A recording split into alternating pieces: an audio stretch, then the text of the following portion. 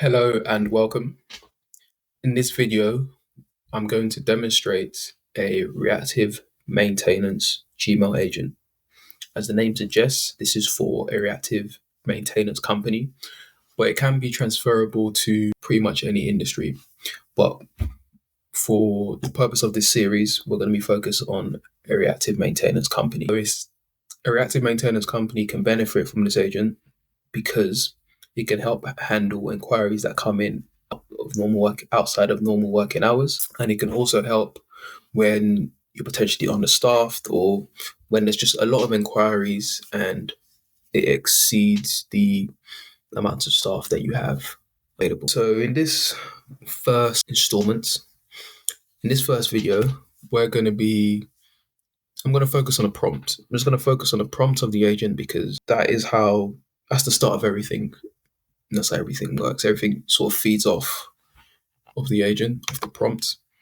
So we're in NA10 right here, and we're just using a LangChain agent. And as I said, I'm going to just focus on the prompt and just explain what we have here and how and where this prompt is set up to enable to help us achieve exactly what we're after. Right at the start, we've told our agent to use the Supabase vector lookup tool. Because if we don't tell our agent to use this tool, even though it's connected, it won't use it.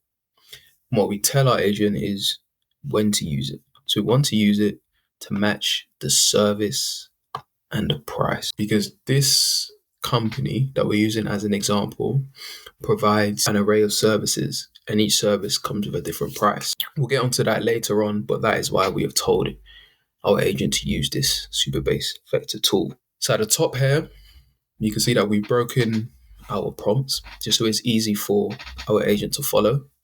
And here we've given it a role and an identity, just so our agent doesn't veer off track and it knows exactly why we have created it. And it's here simply to schedule appointments. That's it. All we want it to do is schedule appointments. And from the information that's going to be provided, we want it to extract the relevant fields because, of course, we need to know the customer's name. We need to know their address so we know where we're going, where our Pacific is going. We need their phone number so we can contact them. Their email address also so we can contact them. The service category, which will be provided after we use the Supabase vector lookup tool, as well as the price. A summary of the issue so we can pass this on to our engineers and a plan to start at. So when we would like the appointment to take place. I'll skip this for now. I'll get into it later. But again, we just told our agent how we would like it to interact with people. We want it to be polite. We want it to be professional. And we just want it to not, endlessly respond to every trigger. But we just want it to, respond when needed, which is kind of follows on from this. So here we've told our agent to treat every email as a single inquiry and to not split it.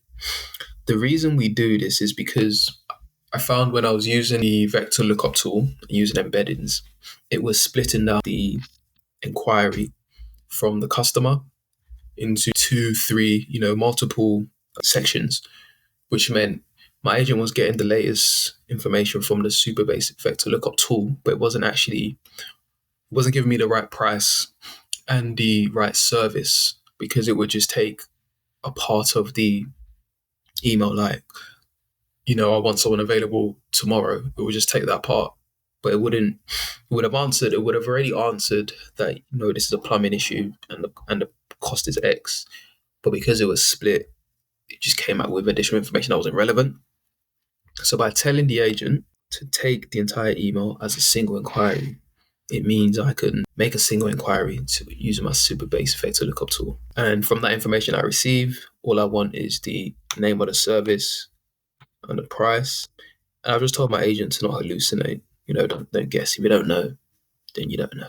So in this particular instance, we have two situations. One is if it is a housing association address, and the other is if it is not a housing association address. So we focus on it being a housing association address. In this instance, we don't want to talk about money with the tenant. we just want to tell them that we will be attending, which is what we say here. And then we want to alert the housing association contact and let them know that we will be attending site. That's what we're saying. And we've given our agent an example of how we expect it to output the data. Again, we'll touch on that and why we've used it. And the second situation is if it is not a housing association address. This is where we talk about money. So in this instance, once we do our super base vector lookup, we'll have the price for the service, and we'll just insert that here when we speak to the customer. This will change depending on the service, but I've just left it static for now. And then again, we have a structure of what we will expect from the agent. So this is the next step parameter, which I said I'll get into. So after our agent step, we have a switch node. So depending on this parameter, this directs our flow. So if we're missing information, like the person hasn't told us what time they'll like us to attend, then we need to send them an email. And that will depend on if the next step parameter is request info. If the next step parameter is proceed, that means we have all the information we need and we can, take the next step, essentially. If it is, someone emailing us about something that isn't relevant, we just ignore them. We don't respond. If it is a complex question that the agent is unable to answer, we need to escalate to human. And then if it is accounts, so we are, ready to take a payment, then we change the next step parameter to accounts. So if we hit this stage here, we have an internal message that we say to accounts, keep an eye out, we should be getting a payment against this address. And then to the customer, we just share our bank details. So that is just an explanation of how we would like the conversation to go. That's a structure and a guideline for our AI agent so it doesn't veer off track. And I'm just giving it more information because when we say we want it to respond to, inquiries that are relevant to our services, this is the services that we provide. We've just listed them out. And as we said, if it's irrelevant, we just ignore them. If it's potentially relevant, but it's not clear really what they're after, we can forward that onto a human. So let's say, for example, someone says, I'm expecting the engineer to be here by 12. It's 12:50. Where are they? This would require a human to call the engineer and just see where they are, depending on what software or job management tool that you use. So then we've also asked for the planned start at, which is when the appointment is going to take place, to be in a specific format. And the reason we've asked for this is because our agent is going to be integrating with BigChange. And when creating a job using BigChange, their documentation requires the date and time to be in a UTC ISO 8601 format, which is just this, essentially. So what we've given our agent is the time frames for when we allocate the morning, the afternoon, the evening, and the night to, basically.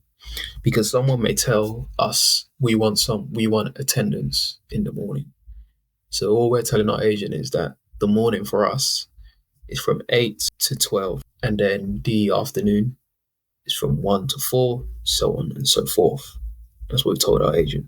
And then all we got here is, us telling the agent the date and the time. You can copy this or, in NAN, you can ask the AI agent how you would do this and, it will give you the exact expression. And then here, we've just given our agent the schema of how we want information returned to us, because if we don't give it this guidance, the AI agent can go off track. And again, we've just reminded it, all we want is JSON.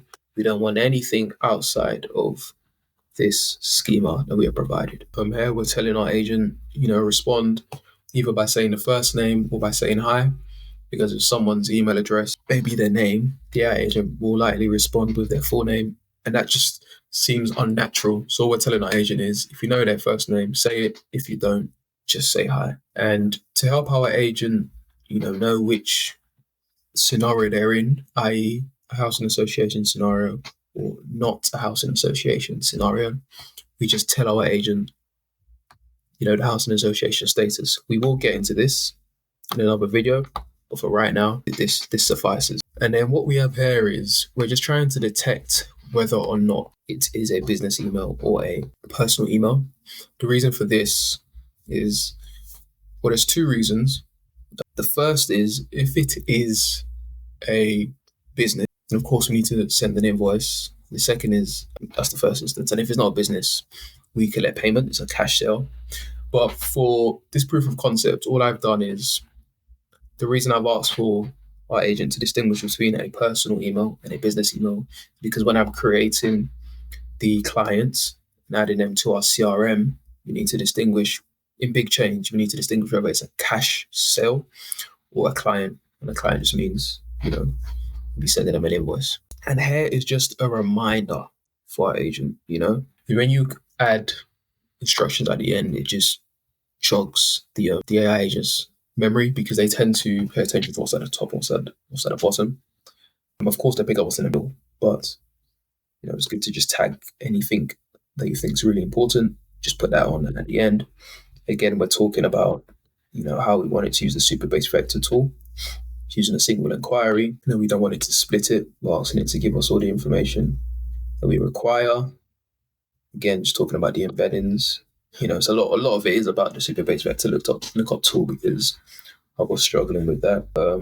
And yeah, just a reminder to only return JSON. So to actually do this, once you have your prompts, if you notice when you use your LangChain agent, it comes with with the option to add these additional nodes.